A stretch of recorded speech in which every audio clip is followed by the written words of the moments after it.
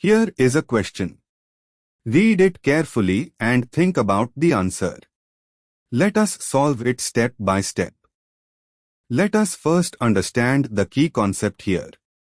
Zinc-copper couple, ZnCu, with heat is a classic reagent for dehalogenation reactions.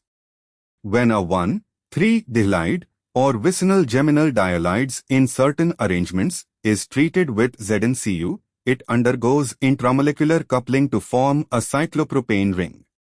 Step 1. Identify the substrate.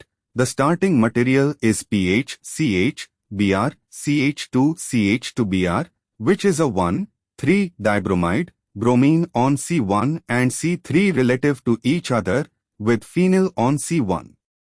Step 2. Reaction with ZnCu. ZnCu couple removes both bromine atoms in a reductive elimination intramolecular coupling process. The two terminal carbons bearing the bromines, C1 and C3, form a new C bond between them.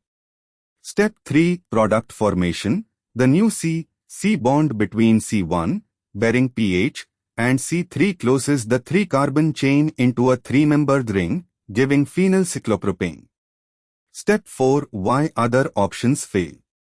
Option A. pH CH is equal to CH, CH2Br would result from only one dehalogenation, elimination of one HBr, not the ZnCu intramolecular coupling. Option C. pH CHBr CH is equal to CH2 is a partial elimination product, not what ZnCu gives with a 1,3-dibromide. Option D. pH CC CH3 would require an alkyne formation, which is not consistent with a 1,3-dibromide and ZnCu conditions. Therefore, the correct answer is B. Therefore, the correct answer is option B.